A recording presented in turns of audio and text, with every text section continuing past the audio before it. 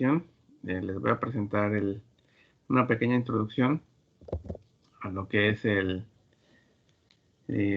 un sistema mecatrónico, la definición, cómo se pueden entender, qué tipos de sistemas podemos encontrar, cómo fue su evolución de estos sistemas y hacia dónde va la tendencia de la ingeniería de estos sistemas, ¿no? Bueno, la evolución histórica de estos sistemas pues surge pues a partir de finales de 1800, principios de 1900, con la creación de la máquina de vapor, James Watt, por ahí de 1870 más o menos.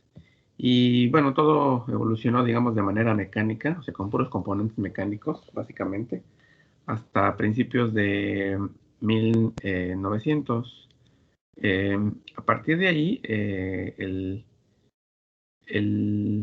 la, digamos, el tamaño o la aparición de los dispositivos eléctricos empezó a cambiar el panorama, empezaron a generarse motores de tipo AC, DC, y bueno, se empezaron a fusionar con los componentes mecánicos que ya tenían, se habían desarrollado décadas anteriores, y bueno, empezaron a surgir por ahí de los 20 los primeros sistemas electromecánicos, ¿no? Que ya fusionaban de alguna manera la, la parte, digamos, que tiene la mecánica con la electrónica. Eh, También después, en 1930, por ahí empezaron a surgir la primera necesidad de establecer los primeros controladores, aunque ya desde 1890 ya existía el controlador de Watt, el regulador de Watt que se llamaba, pero era un regulador mecánico. Era, sí, puramente mecánico. Eh,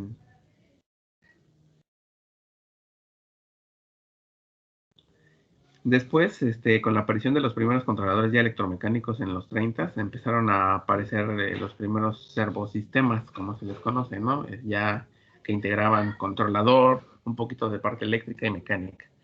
Pero bueno, aún eran no automatizados, ¿no? Aún estaban bajo la mano del hombre. Un momento.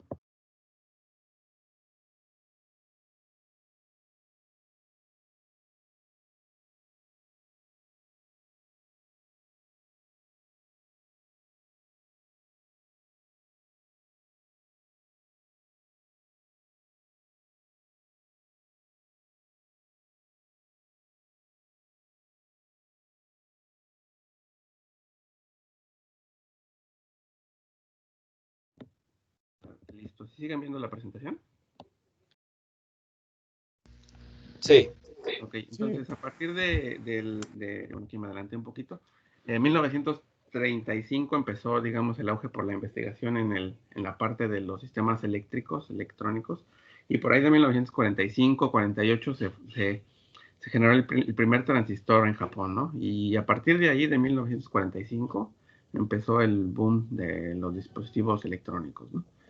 A partir de ahí empezaron a surgir las primeras computadoras digitales, procesadores digitales. En los 60 ya teníamos computadoras que, aunque la teoría ya se había formado desde 1900, a finales de 1800, digamos, desde la parte informática, con Alan Turing, con todos esos investigadores, pues no se habían podido implementar porque no había implementar, digamos, de manera, digamos, efectiva, ¿no? Porque pues sí había procesadores mecánicos o electromecánicos, pero eran muy grandes y muy lentos, ¿no? Entonces, con la aparición del transistor, eso se miniaturizó y pues, pues explotó la revolución electrónica, ¿no? Y por ahí de 1970 ya teníamos microcomputadoras, algunos softwares en tiempo real, que antes pues, era muy difícil. Y en el 78 aparece el primer microcontrolador, ¿no? Que ya podían los usuarios programar de manera, digamos, personalizada, ¿no? Surgieron, digamos, procesadores más refinados en los 70s, en los 80s.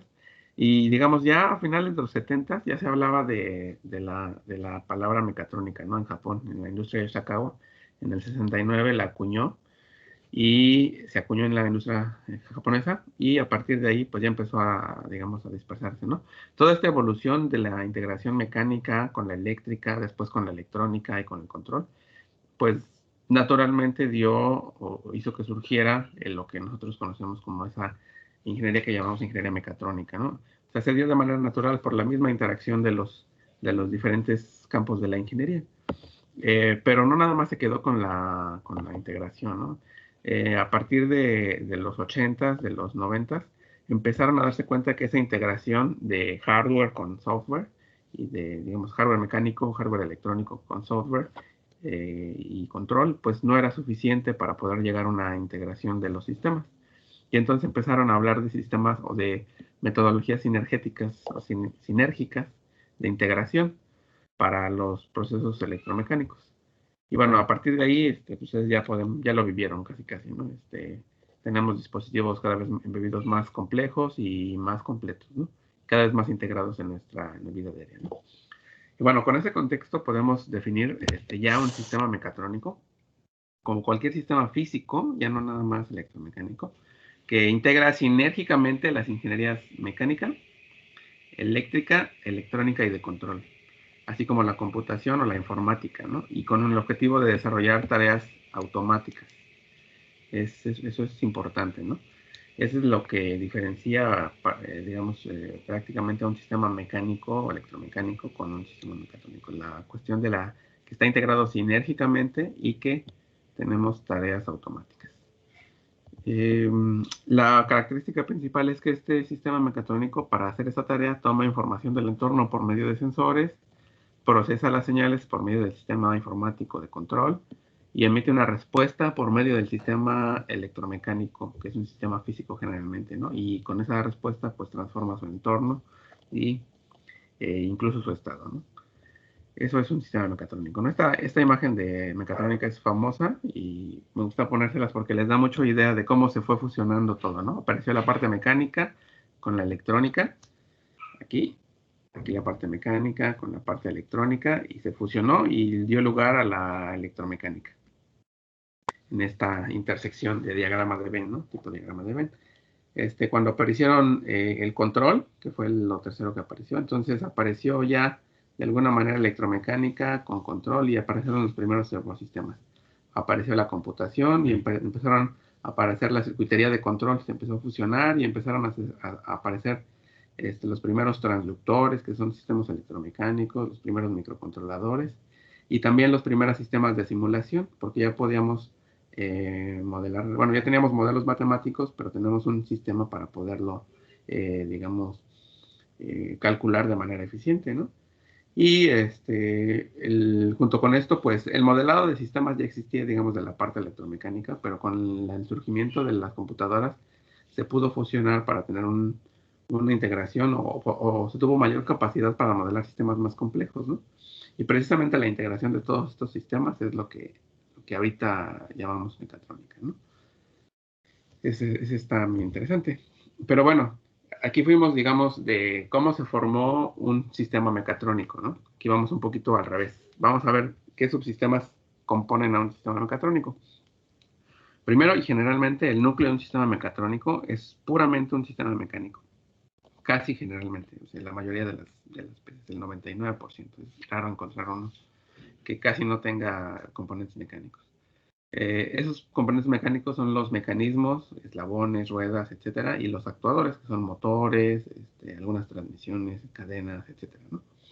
Los sensores, que se encargan de recopilar la información del entorno.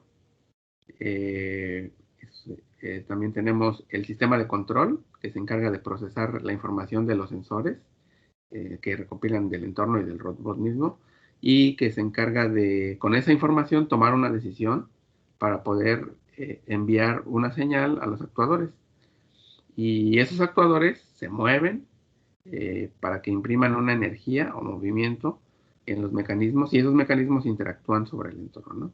Y esa interacción con el entorno hace que cambie el sistema y entonces los sensores vuelven a detectar un cambio y otra vez se cierra digamos, el lazo. Y entonces ese ciclo de información es lo que conforma un sistema mecatrónico, ¿no? Muy parecido a un sistema de control, pero es mucho más que un sistema de control, porque un sistema de control solamente se encarga de la interacción de las señales.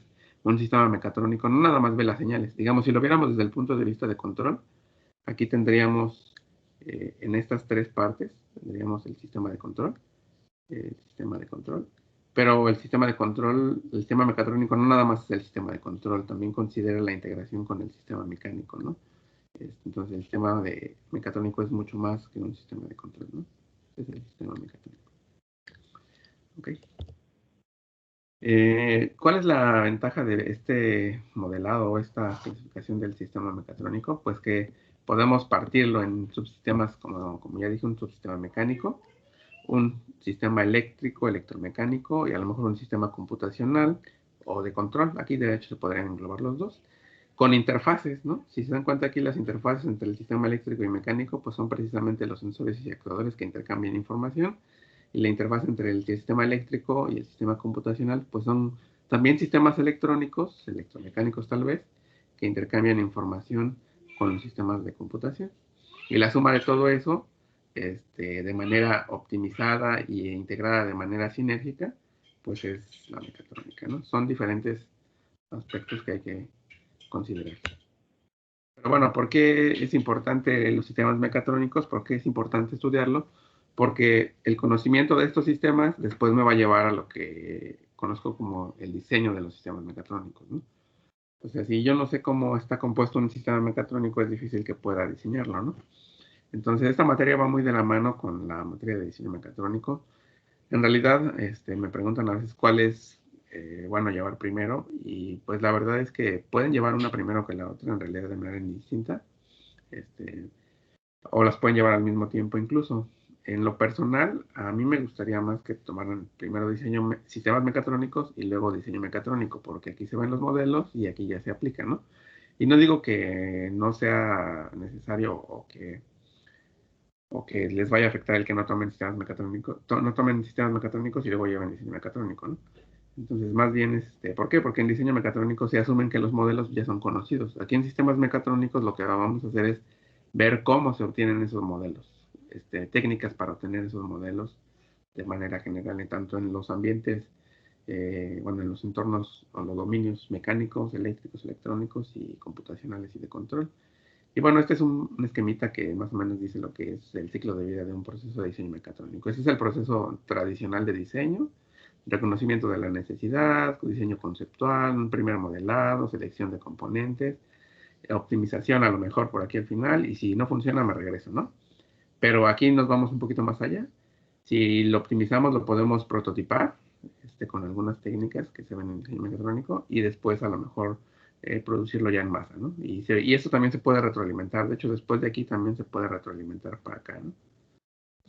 Hasta acá, incluso hasta los modelos. Este lazo de diseño pues, es muy grande, ¿no? No, las retroalimentaciones no son las únicas que están aquí, ¿no? O sea, hay muchas más retroalimentaciones.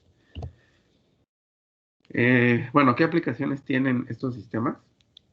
Hay diferentes aplicaciones en la industria, en la salud, en óptica, en hogar y entretenimiento, y en transporte, ¿no? Y en muchas otras más. Aquí voy a mencionar algunas de ellas, ¿no? En la industria, pues los sistemas de manufactura flexible, como estos que tenemos aquí, son ya, digamos, una regla en las industrias de producción en masa. Tenemos cadenas de producción con estaciones de trabajo bien definidas que se dedican a realizar ciertos procesos. O también tenemos en el otro caso, pues máquinas, como es básicamente una máquina de control numérico que integra pues ya diversos componentes, ¿no? En un solo. De hecho, esta máquina puede ser un subcomponente de un sistema de manufactura flexible, ¿no?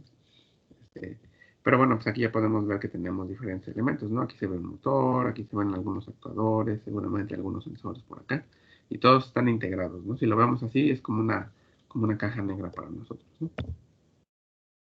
En salud hay diferentes aplicaciones en robótica principalmente, o en dispositivos robóticos que ayudan a mejorar la salud.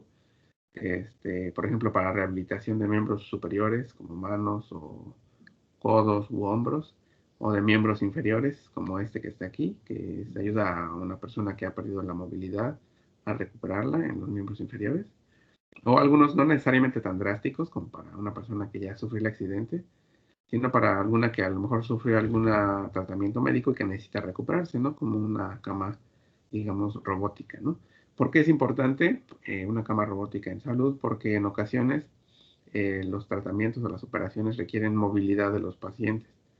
Y entonces las camas tradicionales no tienen esa movilidad. Por ejemplo, esta, como pueden ver, se puede casi orientar, bueno, configurar como si fuera una silla y también se puede orientar, digamos, lateralmente, de tal manera que pudiera orientar longitudinalmente al paciente para que los fluidos del cuerpo se vayan hacia un lado del cuerpo o hacia el otro. Eso es, bueno, más o menos útil en ciertas áreas de la especialidad médica, ¿no? Como por ejemplo en, en cardiología o en las que tienen que ver con el sistema respiratorio.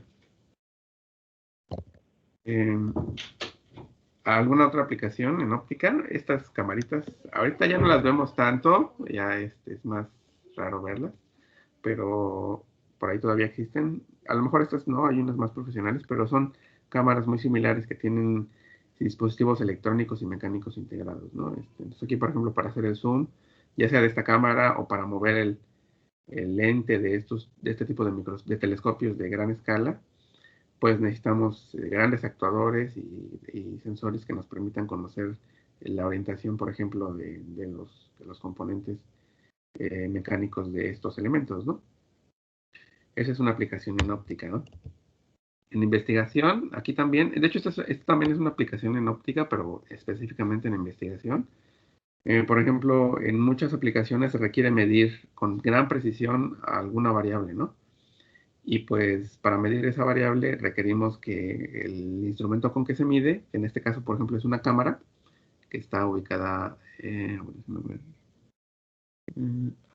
de estar por aquí, sí, debe de ser algo por aquí, esta cámara. Esa cámara toma una imagen de un fluido que está iluminado, está siendo iluminado por láseres. Estos láseres lanzan un haz de luz, así como un láser normal, se lanza por digamos, un hilo de luz, un láser, hay láseres que lanzan, digamos, un plano de luz. Entonces ese plano de luz se puede ver así y eso es lo que hace es iluminar una sección del fluido. Y cuando iluminamos la sección del fluido, antes a ese fluido se le siembran ciertas partículas que son fluorescentes y cuando se iluminan con el láser podemos ver, por ejemplo, si tomamos una fotografía, vemos que una partícula está aquí, en un píxel, digamos, y después en un siguiente instante de tiempo vemos que la partícula ya se movió para acá. Entonces, como sabemos cuánto tiempo pasó entre fotografías y sabemos qué distancia hay entre píxel y píxel, digamos, de manera teórica, pues esto nos puede dar una estimación de la velocidad, ¿no? Y es básicamente lo que se ve aquí, ¿no? Un campo vectorial de velocidades capturado por este dispositivo mecatrónico, que es un robot básicamente cartesiano de 3 grados de libertad, que ubica las cámaras en el plano que nos interesa ver, ¿de acuerdo? Sensores, pues las cámaras, actuadores aquí los motores, y el sistema mecánico, electromecánico y de control, pues que está aquí embebido en la computadora, ¿no? En entrenamiento, los simuladores también de diferentes tipos de aviones, por ejemplo, para entrenamiento, o para diversión también. Generalmente tienen este tipo de plataformas robóticas que se pueden ver aquí abajo. Es una plataforma aquí abajo donde dice A320. Se encuentran una serie de pistones, son 6 pistones que están anclados a 2 bases. Esta base de aquí es rígida y la de aquí es móvil. Entonces, si un pistón se extiende, la superficie se mueve o se orienta en una cierta dirección y así con cada uno de ellos. Esta plataforma se llama plataforma de Stuart, es una plataforma robótica y que sirve para, en base a la simulación, digamos, dinámica de los fenómenos aerodinámicos de un avión, eso está programado en una computadora, digamos, esa es la cabina. Y en base a esos modelos matemáticos, la cabina se mueve y podríamos simular digamos, lo que sentiría un piloto en un ambiente real, ¿no? Y pues como pues también les comento, hay también en diversión, aparatos de diversión de muchos tipos, ¿no? Pero bueno, en cualquiera de los casos anteriores, los componentes, ya sea las aplicaciones, se pueden definir o se pueden descomponer en diferentes modelos. Ya vimos que hay, digamos, diferentes partes de un sistema mecatrónico. La parte mecánica, eléctrica, electrónica y la parte computacional o de control, que es esta que tenemos acá. Son importantes algunas aplicaciones. Y ahora lo que vamos a ver es cómo están modelados esos sistemas, cómo podemos digamos, descomponer esos sistemas, no necesariamente considerando los dominios mecánicos, eléctricos, electrónicos. O sea, puede ser que los descompongamos en esos niveles, pero no necesariamente. Y cómo podemos, digamos, modelar esos sistemas de manera, cómo podemos representarlos de manera fiel a la realidad y que puedan, después que esa representación matemática, que es el modelo, pueda representar la realidad de manera adecuada, ¿no? Y bueno, hasta aquí, ¿alguna duda o comentario? ¿No? No, profe, todo bien. Muy bien. Bueno, entonces vamos a tomar los niveles de modelado de los sistemas mecatrónicos. En 4, ¿no? El nivel lógico-sensorial, el nivel electromecánico, el nivel de proceso y el nivel supervisorio. En el curso nos enfocaremos tanto en el nivel, digamos, vamos a verlos todos, pero los veremos, digamos, muy básicamente. En el nivel de electromecánico nos vamos a enfocar, digamos, un poco más de tiempo, sobre todo en la unidad 2. Y en la unidad 3 vamos a ver estos dos, en la 3 y 4 vamos al nivel de proceso y el nivel supervisorio. Entonces, durante el curso veremos estos 3 niveles a detalle, cómo se pueden obtener las representaciones o modelos de sistemas mecatrónicos en esos niveles. Y el nivel lógico-sensorial, aunque también se puede integrar, digamos, el nivel electromecánico aquí, en ocasiones requiere su propio nivel de modelado, ¿no? Sobre todo para, por ejemplo, sensores que son muy especializados, como sensores basados en tecnologías MEMS, por ejemplo, que son muy novedosas, o sensores que son, digamos, de alta tecnología o de tecnología reciente, ¿no? Pero muchos de los sensores se pueden modelar incluso a nivel electromecánico, ¿no? Entonces aplica para todos los niveles, ¿no? Y esta misma clasificación de niveles de modelado, pues también nos ayuda a diferenciar, digamos, diferentes niveles de automatización, ¿no? Aquí está el nivel de sensor, donde está el nivel lógico-sensorial, donde podemos medir distancia, forma, algún patrón específico. El sistema electromecánico, que es el sistema de control de bajo nivel, digamos, de lazo abierto y lazo cerrado. El sistema de manufactura o de proceso, que es este que está aquí. Y el sistema bueno, el nivel de empresa o de planta, ¿no? Que ya es un nivel supervisorio donde tenemos diferentes procesos. Cada proceso tiene diferentes componentes electromecánicos y cada componente electromecánico proceso tiene diferentes sensores. Entonces, esa es como que la lógica del modelado que vamos a realizar. Esto es lo que les comentaba en el nivel lógico-sensorial. Tenemos, pues, digamos, modelos matemáticos que describen el comportamiento de los sensores. Aquí tenemos un encoder. Este es un encoder. Encoder que, bueno, más o menos recordarán ustedes su funcionamiento. Es una luz, un haz de luz que se emite y que pasa por una rendija. Este de aquí es un círculo, básicamente, que tiene un montón de rendijas así, más o menos. Y cuando pasa la luz por cada una de estas rendijas, pues es detectada por un fotodetector. Si la detecta, entonces significa que gira un pulso. Con algunos algoritmos ahí y lógica se puede detectar la rotación, la velocidad y el sentido de giro. Y entonces esto se ve simplemente como cadenas de ceros y unos, ¿no? Pero una cadena determinada me dice un valor de giro, una velocidad, etcétera, ¿no? Entonces es un modelo, digamos, discreto, de lógico sensorial del sensor de encoder. Lo pueden encontrar en la literatura. Aquí hay otro. Este es una galga extensiométrica. Si se dan cuenta, es como una hoja que tiene un elemento, pues digamos, de tipo alambre, que básicamente es una especie de resistencia, que tiene dos polos, ¿no? Aquí un polo positivo. Bueno, no dos polos, tiene dos terminales, una positiva y una negativa, vamos a llamarle, ¿no? Esa se conecta, se energiza, a veces no, dependiendo del tipo de sensor, si es activo o pasivo.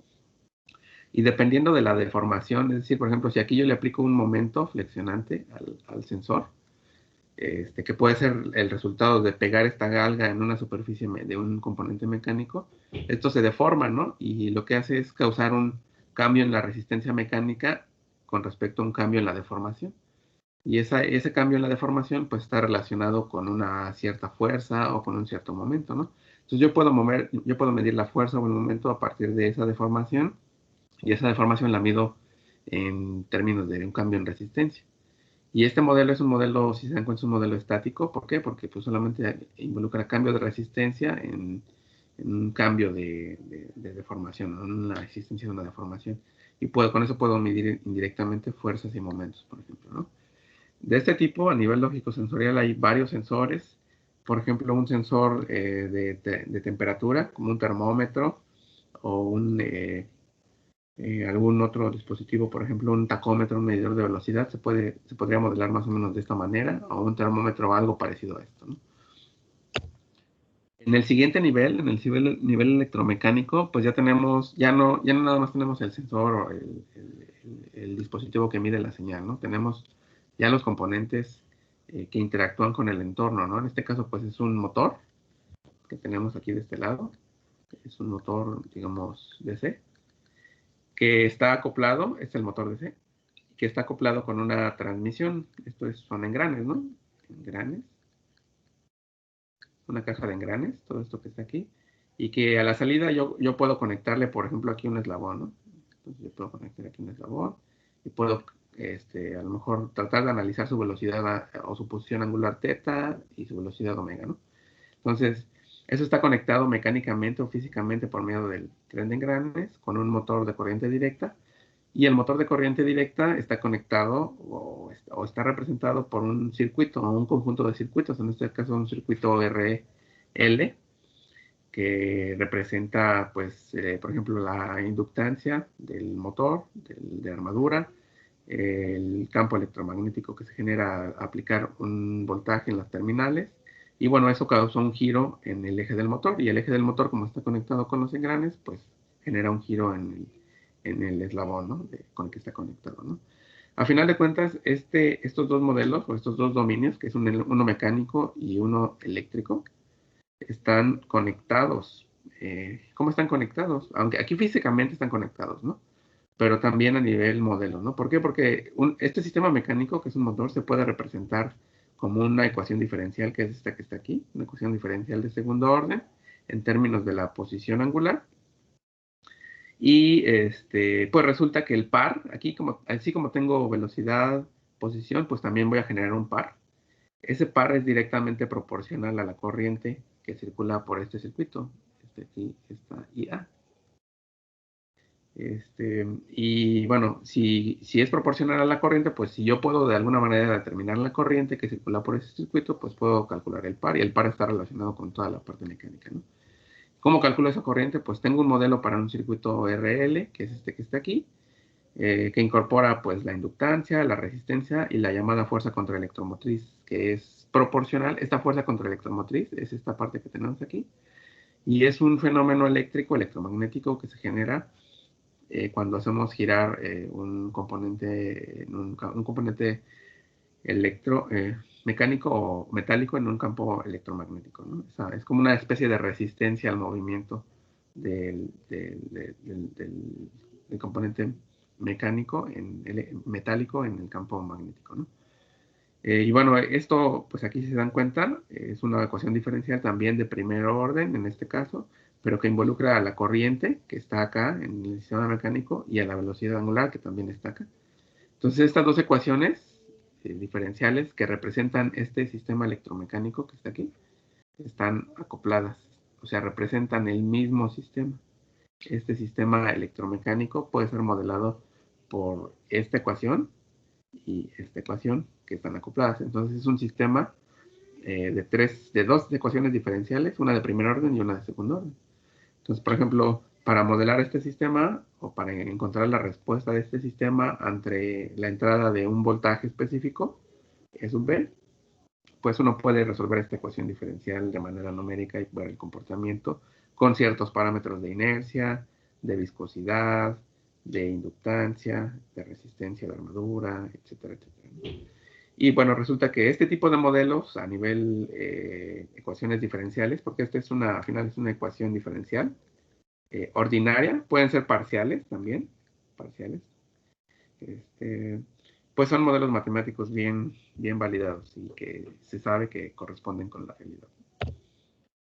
Bueno, en el siguiente nivel tenemos un nivel de proceso, y ahora lo que vemos es que este componente electromecánico lo lo ponemos en una cajita y este es un proceso, ¿no?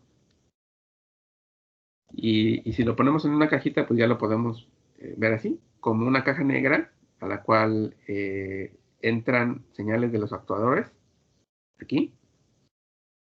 Y bueno, esas señales de los actuadores mueven el sistema y si se mueve, pues podemos medir qué pasa con ese cambio en su estado. Lo registramos en una computadora y aquí se genera un procesamiento, digamos que le voy a poner control, más procesamiento.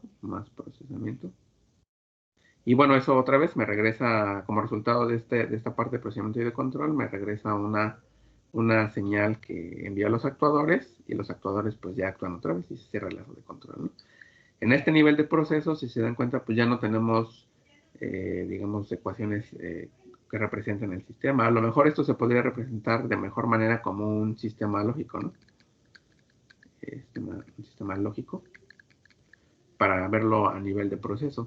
Claro, siempre y cuando asumiendo que conocemos este proceso de manera adecuada. Tenemos acceso a las señales y podemos decir que los actuadores funcionan de manera adecuada. Y, bueno, bajo ciertas hipótesis, ¿no? Entonces, pero aquí ya no necesitamos ecuaciones diferenciales para modelarlo. A lo mejor me hace falta más bien la descripción en términos de un sistema lógico, ¿no? Si se dan cuenta, este sistema de Real World Process se puede ver como un sistema combinacional, ¿no? Con dos entradas X y Y, o secuencial, como lo quieran ver, dependiendo de la estructura, y con salidas A, B, C y D, ¿no? Y dependiendo de la lógica que está aquí, acoplada, pues entonces ya tenemos una salida. Entonces, a lo mejor una manera más adecuada de modelar este sistema mecatrónico a nivel proceso, pues es precisamente como un sistema lógico. ¿De acuerdo? ¿Dudas hasta aquí? ¿No? Muy bien. Medel, ¿tienes alguna duda? Hernández Bucrín, ¿tienes alguna duda? Sí, doctor, disculpe. Es que en la parte de lógico sensorial, y más que nada en esta parte de proceso, de nivel proceso, me quedé la duda porque veo que se me hace, o sea, prácticamente en el nivel proceso estamos integrando lo que sería el lógico sensorial y eléctrico mecánico, pero no sé, o sea, sería como que el que ya los integra como tal, ¿no? Porque en realidad no veo como que, es que veo aquí en el diagrama que veo que hay sensores, actuadores y todo esto, y entonces me quedé con la duda bien porque entonces el nivel proceso en realidad nada más estamos dando el uso a lo que vimos de los lógicos y electromecánicos. Si lo ves a ver, hay que tomar en cuenta algo. Ahorita lo que estamos haciendo es ver los niveles de modelado de los sistemas mecatrónicos. Recuerden que un sistema mecatrónico tiene un sistema mecánico, un electrónico, un subsistema de control, un subsistema informático, etc. Ahora, cada uno de esos subsistemas se puede modelar de manera independiente. Al final de cuentas, todos están integrados en el sistema mecatrónico. Ese proceso de integración es el diseño. En este curso lo que nos vamos a enfocar es ver cómo se hace ese modelado de los sistemas para poder hacer esa integración.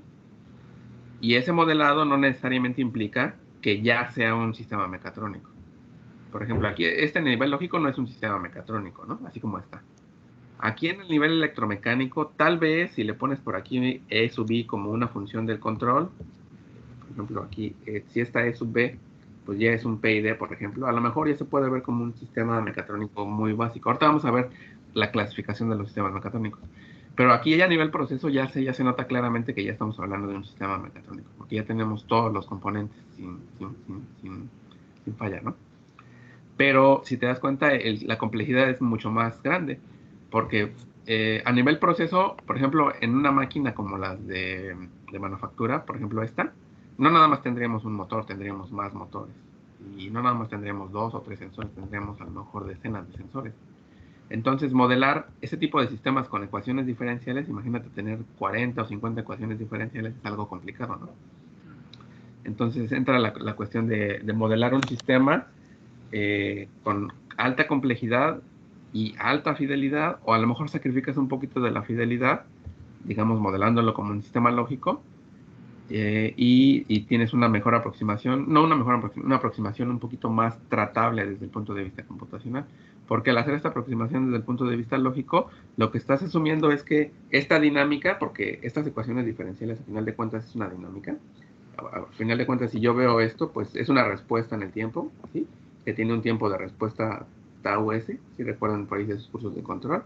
Entonces toma un cierto tiempo, que pueden ser del orden de milisegundos, para que el ángulo llegue a su posición real. Pero a nivel proceso, a lo mejor esos milisegundos no me interesan y los puedo modelar como un sistema lógico. Puedo asumir que es instantáneo ese cambio, casi, ¿no? Y lo que me importa es que se ejecute ese cambio para que el proceso haga otro. Ese proceso o ese cambio en el proceso se ejecute otra tarea determinada. ¿De acuerdo? Bien, ¿Sí, muchas gracias.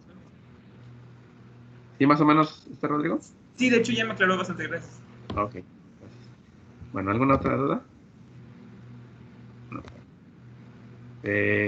Y bueno, finalmente en el nivel supervisorio, pues ya tenemos diferentes procesos, ¿no? Aquí tenemos una planta con 3 o 4 bandas transportadores. Cada una de estas puede ser un proceso con sus propios sensores, actuadores, etcétera. Pero cada una de ellos, de hecho cada una de ellas es un sistema mecatrónico, pero todo integrado también se puede ver como un sistema mecatrónico. Aquí es un clasificador, por ejemplo, y de hecho está interactuando aquí con seres humanos, de hecho. Esto, por ejemplo, podría representar la planta de manufactura flexible, esta que les había puesto acá, esta de aquí.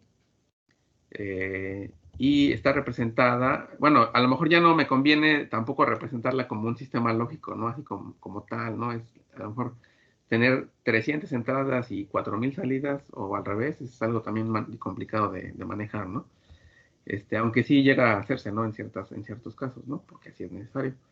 Pero a lo mejor a mí me interesa en ese caso, a lo mejor modelar toda la planta, o sea, ya todo el sistema de manufactura, que ya sería todo tenemos aquí, como un sistema así, a lo mejor lógico, pero nada más lo veo como toda la máquina inicia y se mantiene en espera hasta que llegue una pieza. Si llega una pieza y se mantiene cerrada hasta que se ejecuta una acción. Y si se ejecuta una acción se vuelve a cerrar. Y se mantiene ahí hasta que se abre una válvula.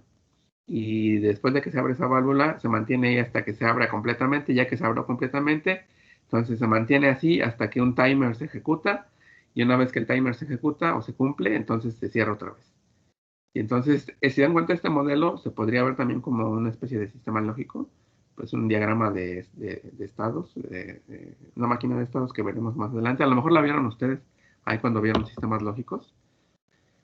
Pero es mucho más sencillo, captura la esencia del funcionamiento de toda esta planta de una manera más sencilla, ¿no? A lo mejor, ¿cuál es la ventaja de ver un modelo, digamos, a nivel supervisorio o de verlo a nivel lógico-sensorial? Pues como les digo, la complejidad. Si tengo imagínense tratar de hacer un modelo de una planta a nivel lógico-sensorial, pues sería un modelo súper complejo computacionalmente hablando, ¿no? Cada sensor modelado y determinado ahí, cada motor, cada circuito, cada computadora ahí modelada de manera numérica es algo complicado, ¿no? A lo mejor ni siquiera se podría hacer, se podría implementar actualmente con la tecnología que existe, ¿no?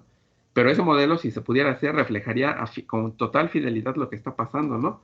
Porque, ¿qué sucede si de repente este evento T10 no sucede? O sea, la válvula no se abrió completamente. ¿Qué significa? ¿Qué podría significar? A ver, ¿qué ideas tienen? Si este evento T10 que la válvula no se abrió completamente, ¿qué podría significar? Pues podría tener varias interpretaciones, ¿no? A lo mejor a nivel sensorial, que pues el sensor se descompuso. A lo mejor a nivel electromecánico, que el motor dejó de funcionar. O a lo mejor a nivel de proceso, que alguna de estas ramas se rompió. Pero lo podemos ver aquí. No. Podemos determinar cuál de esos digamos, suposiciones pasó. Pues no, ¿verdad? Es algo complicado. Entonces, mientras más complejo es el modelo, pues más detalle podemos capturar del sistema, pero es más difícil de manejar. Mientras más sencillo es más fácil de interpretar, más fácil de manejar, pero perdemos características, perdemos información del sistema. ¿De acuerdo? Entonces tenemos que balancear dependiendo de dónde estemos. Si yo soy un diseñador mecatrónico que estoy trabajando en Philips o en General Electric y me dedico a, por ejemplo, a hacer turbinas de avión, ¿cómo qué nivel de modelado me interesaría o creen que sería adecuado para implementar o para trabajar en ese tipo de sistemas? Para diseñar una turbina, por ejemplo.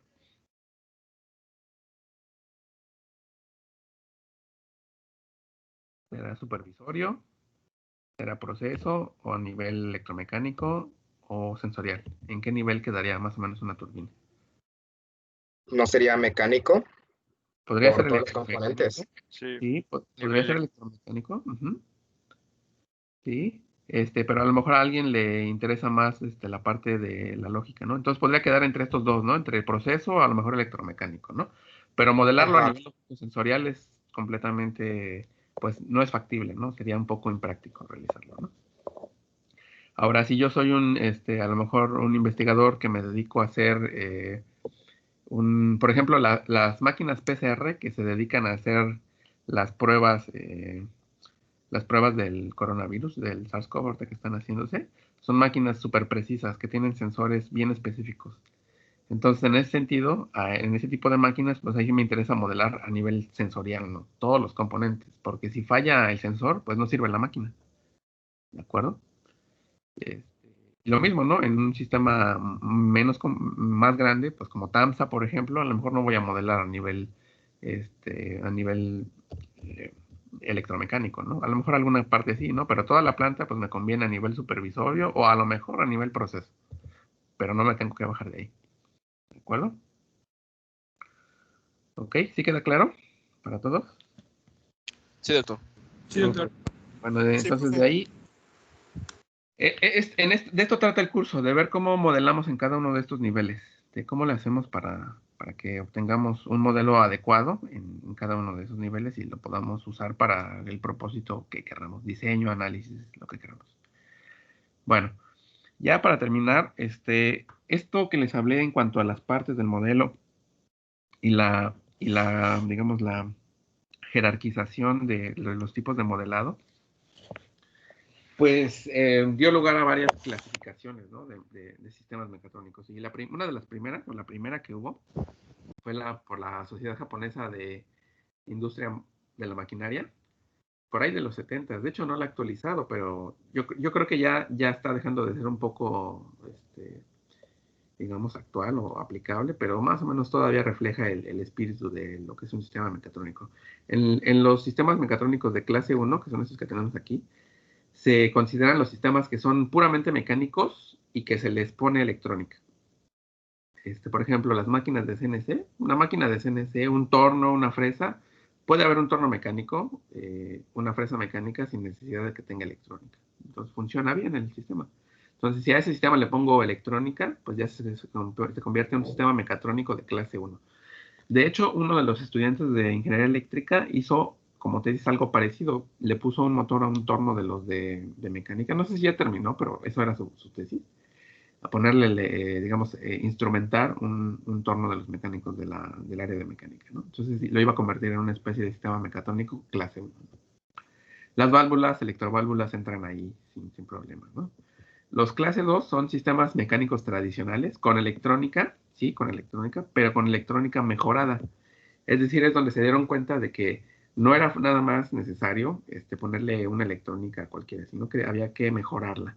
Por ejemplo, sistemas en tiempo real o sistemas que dependían de cierto procesamiento de datos que con la electrónica tradicional no funcionaban, ¿no? Por ejemplo, las celdas de manufactura, algunos electrodomésticos también podrían entrar allí en ese caso, ¿no? En los clase 3 son sistemas mecánicos, digamos, también tradicionales, pero en donde algunas partes mecánicas ya se sustituyeron por partes electrónicas. Un ejemplo, pues muy sencillo, que de hecho es de los más raros o de los raros que se pueden considerar como mecatrónicos, pero que no tienen una componente mecánica fuerte, son los relojes, ¿no? Los relojes antes eran componentes totalmente mecánicos y ahorita ya son casi totalmente electrónicos, ¿no? Y finalmente los clase 4, que son mecánicos, que ya están integrados de manera sinérgica. Ahorita vamos a ver qué es eso de integrados de manera sinérgica con la electrónica, ¿no? Y aquí entran pues los dispositivos electrodomésticos inteligentes como refris, lavadoras, aspiradoras, etcétera. Muchos de las máquinas que se dedican a hacer, por ejemplo, comidas, bueno, en general alimentos, panes, procesar alimentos en general, pues ya son completamente sistemas electromecánicos. Los motores, no se digan, ¿no? Los motores en la actualidad ya están completamente integrados en mecánica electrónica. Y los autos, por ejemplo, en la actualidad, digamos, aquí también podríamos ver reflejado la evolución de los autos, ¿no? Al principio eran muy mecánicos, después se les fue incluyendo un poquito de electrónica, después ya algunas cosas las reemplazaron por electrónica y ahorita ya, pues ya hay unas partes que ni siquiera se nota la frontera. Eso es la integración sinérgica, no se nota la frontera entre una parte mecánica y una parte eléctrica electrónica, ¿no? Y de hecho esa es la meta de un sistema mecatrónico, de lograr ese nivel de integración de clase 1 hasta clase 4, ¿no? Donde tenemos al inicio, este es un motor, por ejemplo, es un motor, esta es la parte mecánica, esta es la parte mecánica, y aquí tenemos la parte electrónica, electrónica o eléctrica. Y bueno, al principio pues estaban separadas, ¿no? Y unidas por cables ahí, ¿no? Entonces, después, de alguna manera ya se quitaron los cables y los unieron, ¿no? Así había conexiones, pero estaban aquí internas, ¿no? Ya no se veían cables, ¿no? Aquí se dicen que están separados los componentes, aquí dice que están unidos. Después, alguien se dio cuenta que estos cables o esta circuitería se podía meter dentro del motor, ¿no? Y ahora ya vemos un motor y está completamente cerrado, ¿no? Ya lo único que vemos a lo mejor es las salidas de alimentación de voltaje y ya. Pero todo está dentro, ¿no? Y a lo que aspiramos es a algo, de hecho aquí si se dan cuenta ya no es algo real, es algo simulado, donde completamente todo está integrado. Aquí se dice unido, aquí se dice incluido y aquí se dice fusionado. Está completamente embebido la electrónica dentro de las partes mecánicas, ¿no? Y por supuesto, para lograr este nivel de integración, el conocimiento de un ingeniero mecatrónico no nada más es la suma del conocimiento de mecánica, de electrónica, de control, de informática, ¿no? También tiene que haber una metodología de integración de todos estos componentes para lograr a lo mejor llegar a un componente incluido o, en el mejor de los casos, en el caso optimizado, fusionado completamente, ¿no? Ese es el ánimo del curso, en que al final, junto con las herramientas que les va a dar el diseño mecatrónico, puedan tratar de plantear soluciones de este tipo, soluciones mecatrónicas. Muy bien. Y bueno, pues para eso tienen que conocer los sistemas mecatrónicos y cómo poder representarlos. Bueno, ¿dudas o comentarios? ¿No? ¿Ninguna? No, por favor, no de mi parte.